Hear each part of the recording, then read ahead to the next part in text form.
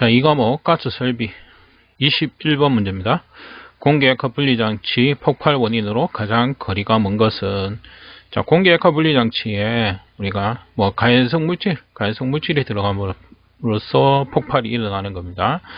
자, 공기 추입구로부터 사이오마탄소의 침입 이렇게 나오는데, 사이오마탄소는 우리가 세정제로 쓰이죠. 내부 세척 사용하는 우리가 세정제로 사용하고 있는 물질이 사이오마탄소입니다. 그래서 사이오마탄소의 성질 자체가 우리가 비가연성, 독성이긴 하지만 비가연성이다. 그래서 우리가 공기액화 분리장치에 우리가 세정제로 사용되는 것이 사이오마탄소가 되어 있습니다. 그래서 답은 1번이 되겠습니다. 22번 원통형 용기에서 원주 방향 응력은 축 방향 응력의 얼마인가? 자, 우리가 원주 방향의 응력과 길이 방향 응력 계산식이 있습니다. 그래서 원주 방향 응력을 계산하는 거, 계산식을 보게 되면 2T, T는 우리가 원통의 두께가 되어 있습니다. 그 다음에 P, D, P는 압력이 되겠고 D는 우리가 내경이 되겠죠. 그래서 원통이 이렇게 있으면 원통의 원주 방향의 응력, 그죠? 그 다음에 이제 길이 방향 응력, 그러니까 축 방향 이렇게 되어 있습니다만, 요거 이제 길이 방향 응력이 되어 있습니다. 그래서 이제 축 방향 응력을 보게 되면, 요거는 4T의 PD가 됩니다. 그래서 우리가 간단하게 한번 보게 되면, P를 우리가 4로 놔볼까요? 4, 1, 1 이렇게 놓고 보면 2분의 4, 그죠? 4분의 4, 2, 1. 그 이게 뭡니까? 원주 방향 응력이 축 방향 응력의 2배가 되는 거죠. 그죠? 그래서 답은 3번의 2배가 되겠습니다. 23번 포스겐의 제조 시 사용되는 촉매는, 포스겐은 우리가 일산화탄소의 염소, 그죠? 여기에 촉매로 우리가 숯, 그러니까 이제 활성탄을 사용한다. 이 숯입니다. 이렇게 했을 때 우리가 포스겐. 그래서 우리가 활성탄 촉매 하에 반응을 시켜서 제조를 한다. 이렇게 되겠습니다. 그래서 답은 1번의 활성탄이 되겠습니다. 24번 대용량의 액화 가스 저장 탱크 주위에는 방류뚝을 설치해야 한다. 방류뚝의 주된 설치 목적은, 자, 저장 탱크가 이렇게 있으면 저장 탱크에 액화가스 저장 탱크죠. 그래서 액이 차 있는 겁니다. 그래서 가연성가스나 독성가스가 이렇게 흘러서 외부로 이렇게 전파되는 걸 방지하기 위해서 방류뚝, 이게 뭐냐면 뚝을 쌓는 겁니다. 뚝을 쌓아서 이렇게 안에 고여 있도록, 그죠? 밖으로 누출이 되지 않도록 뚝을 쌓아두는 것이다. 이렇게 되겠죠? 그래서 뚝을 쌓아두는 것을 얘기를 한다. 그래서 그 설명 자체로 우리가 맞는 것을 찾아보시면, 액상의 가스가 누출될 경우 그 가스의 유출을 방지하기 위해서, 그죠? 그래서 막아 놓는 겁니다. 뚝을 쌓아서. 그래서 답은 4번이 되겠습니다. 25번 아세틸렌 제조 설비에서 정제장치는 주로 어떤 가스를 제거하기 위해서 설치되는가? 우리가 카바이드에 의해서 아세틸렌을 생성합니다. 만들어내는데, 이때 우리가 인화수소, 그죠? 그래서 그 다음에 황화수소, 그 다음에 암모니아, 자, 이런 것들이 포함되어져 생성이 됩니다. 그래서 이런 것들이 우리가 용접을 할 때, 아세틸렌 용접을 할 때, 사용할 때 악영향을 미치기 때문에 우리가 청정기를 이용해서 제거를 하는 것이 되겠습니다. 그래서 답은 1번의 내용이 되겠습니다.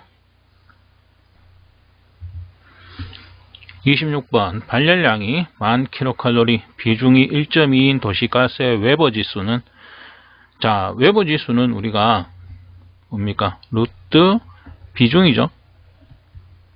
비중 분의 발열량입니다. 그죠? 자, 이렇게 계산이 되죠.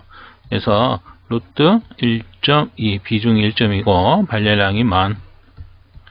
자, 이렇게 해서 계산해 주시면 되겠죠. 그러면 답은 2번에 9123이 되겠습니다. 27번 스테인리스 강의 조성이 아닌 것은, 자, 스테인리스 강입니다. 그죠? 강이라는 것 자체가 우리가 철이죠. 철에다가 뭐를 크롬을 함유한 강을 우리가 스테인리스 강이다, 이렇게 얘기하고 있습니다. 그죠? 그래서 지금 보시면 이제 일단 철과 크롬, 그 다음에 여기에 우리가 첨가하는 거, 첨가 원소 이렇게 보시면 되겠습니다. 그죠? 그래서 니켈을 첨가한다 이러면 우리가 내식성을 향상시키기 위해서 첨가를 하고요. 그 다음에 몰리브덴 같은 경우에 마찬가지로 이것도 내식성을 증가시킨다. 아주 간단하게 지금 말씀드리면 그렇습니다. 그 다음에 알루미늄을 첨가하면 우리가 내산화성을 향상시킨다. 그래서 이제 첨가하는 물질이 이제 이렇게 세 가지가 되겠다, 이렇게 보시면 되겠습니다. 그래서 마찬가지로 이렇게 되겠고, 이번에 우리가 PB, 납이죠. 이건 관계가 없습니다. 그죠? 2번. 28번 기화장치의 구성이 아닌 것은, 기화장치라는 것은 말 그대로 기화를 시키는 겁니다. 기화기. 그죠? 그래서 우리가 사용을 하다 보면 우리가 대량으로 소비가 될 때 자연 기화를 통해서 사용하기는 좀 양이 부족하다, 이럴 때 우리가 강제로 기화시킨다, 이렇게 보시면 되겠죠. 그래서 우리가 온수라든지 증기를 이용해서 기화기를 통해서 우리가 기화시키는 장치, 그래서 이제 가스를 얻어내는 장치가 기화장치가 되겠습니다. 그래서 기본적으로 우리가 기화를 시키는 기화부가 있어야 되겠죠. 그죠? 그래서 요거는 이제 가스를 만들어내는, 그죠? 열교환기를 통해서 가스를 만들어내는 부분이 되겠습니다. 기화부. 그 다음에 이제 제어부는 우리가 온도 제어, 이런 것들을 한다 이거죠. 그래서 온수나 증기를 이용해서 우리가 온도 제어, 그래서 얼마만큼의 우리가 가스를 증발을 시켜야 되느냐, 기화를 시켜야 되느냐, 거기에 필요한 온도를 제어하는 부분이 되겠습니다. 그 다음에 조압부 이렇게 되어 있는데, 조압부라는 것은 우리가 말 그대로 얘기하면 조정기 이렇게 보시면 되겠죠. 그래서 압력을 우리가 조정하는 부분이다. 그래서 우리가 기화를 시켜서 가스를 만들었다. 그럼 우리가 사용 압력에 쓰기 위해서 이 압력을 맞춰줘야 되겠죠. 그래서 이 압력을 조정하는 조정기 부분이다, 이렇게 보시면 되겠습니다. 그러면 1번에 검출부는 관계가 없다, 이렇게 되겠습니다. 29번 산소 제조 장치 설비에 사용되는 건조제가 아닌 것은, 자, 그래서 우리가 공기역학 분리 장치에서 건조기는 크게 우리가 두 가지 종류다, 이렇게 보시면, 첫 번째 소다 건조기. 그래서 소다를 이용해서 수분이나 CO2, 그죠? 그래서 얼음이나 우리가 이런 게 생성이 되면 안 되니까, 그죠? 그래서 CO2를 제거하는 것인데, 요거는 우리가 가성소다, 다른 말로 하면 수산화나트륨이죠. 그래서 이용해서 우리가 수분이나 CO2를 제거하는 것을 우리가 소다 건조기, 이렇게 얘기하고요. 그 다음에 이제 겔 건조기라는 게 있습니다. 말 그대로 겔을 이용하는 건데, 이거는 이제 가장 대표적인 게 실리카겔, 그죠? 실리카겔. 그래서 그 다음에 활성 알루미나가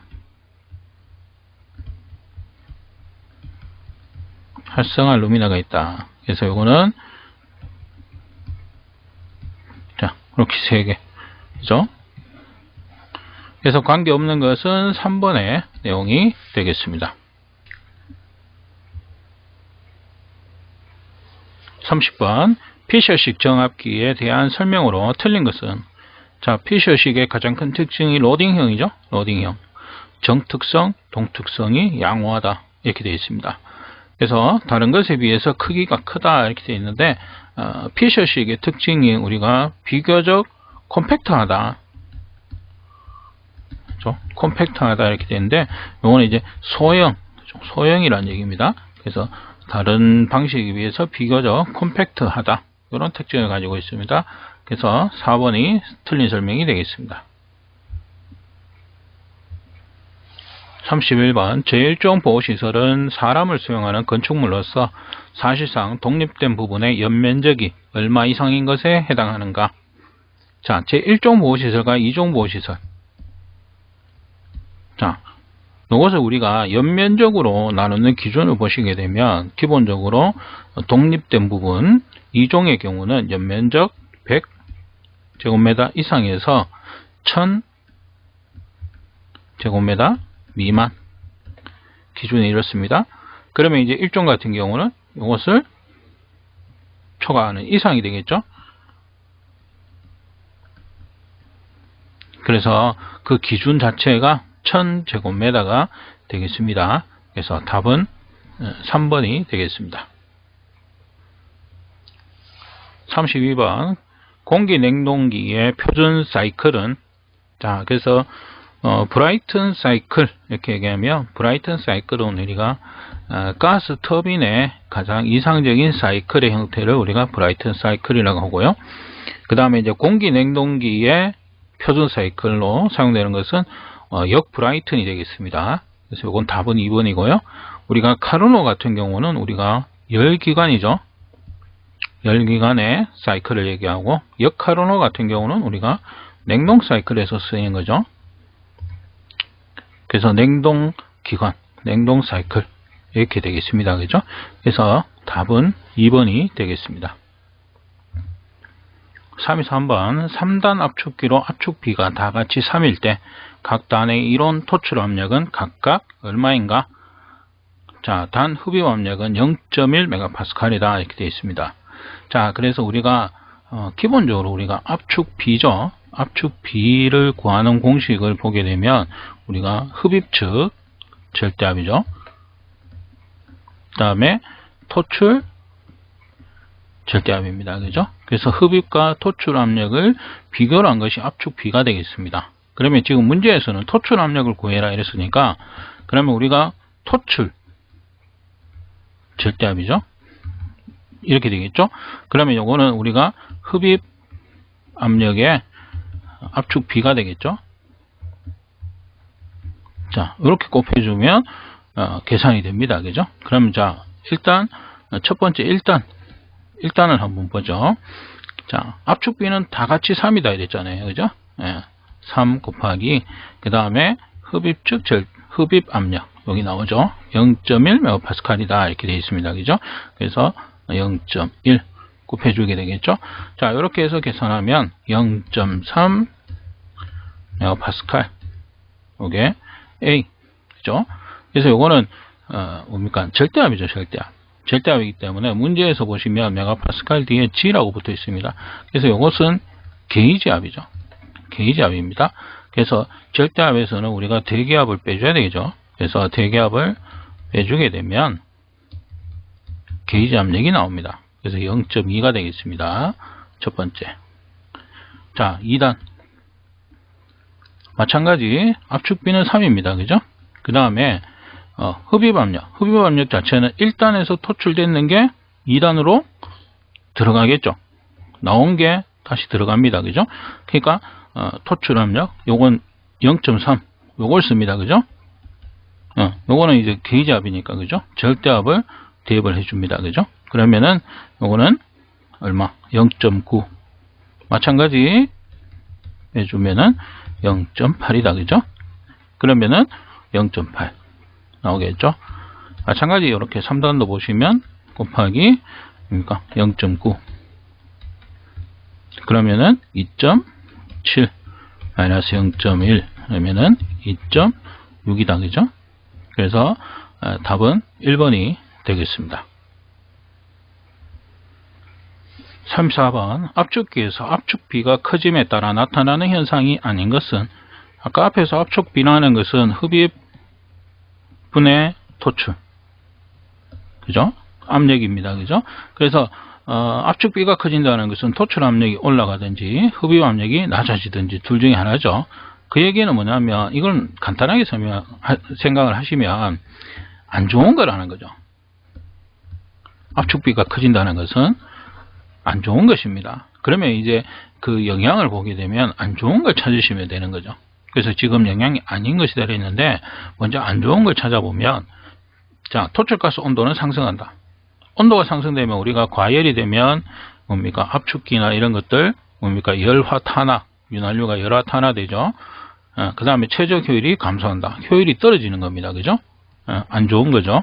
압축 일량이 증가한다. 이렇게 되어 있습니다. 그죠? 그래서 일하는 양이 그만큼 많아진다는 거죠. 일을 많이 한다는 겁니다. 소요동력이 감소한다. 동력이 줄어드는 겁니다. 사용하는 동력이. 그건 좋은 거죠. 그러니까 이런 안 좋은 현상이 발생하게 되면 소요동력은 증대하게 됩니다. 그죠? 동력이 많아지죠. 일을 많이 해야 되니까. 그죠? 효율이 적게 나오기 때문에 일을 많이 해줘야 됩니다. 그럼으로써 뭡니까? 소요동력은 증대하게 되겠죠. 그래서 영향이 아닌 것은 이렇게 얘기하면 소요동력이 감소한다는 건 이제 틀린 내용이 된다는 겁니다. 그래서 답은 1번이 되겠습니다.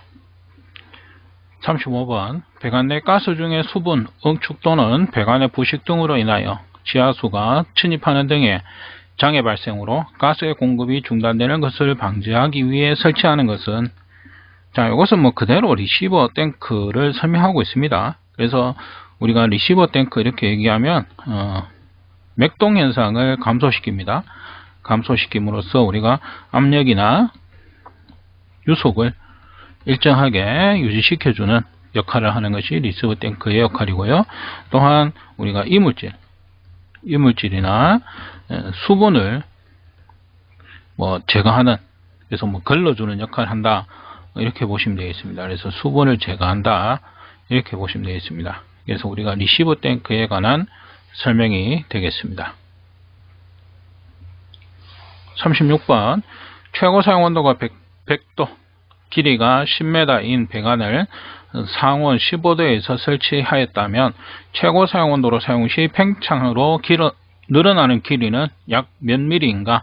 단 선팽창 개수 A는 12 곱하기 10의 마이너스 6승이다. 이렇게 되어 있죠. 그래서 선팽창 개수를 보시게 되면 1m당 1도씨 차이일 때 요만큼이 늘어난다는 겁니다. 그죠? 그대로 계산해 보게 되면, 자, 10의 마이너스 6승 곱하기 요게 몇 메다? 10m가 있죠.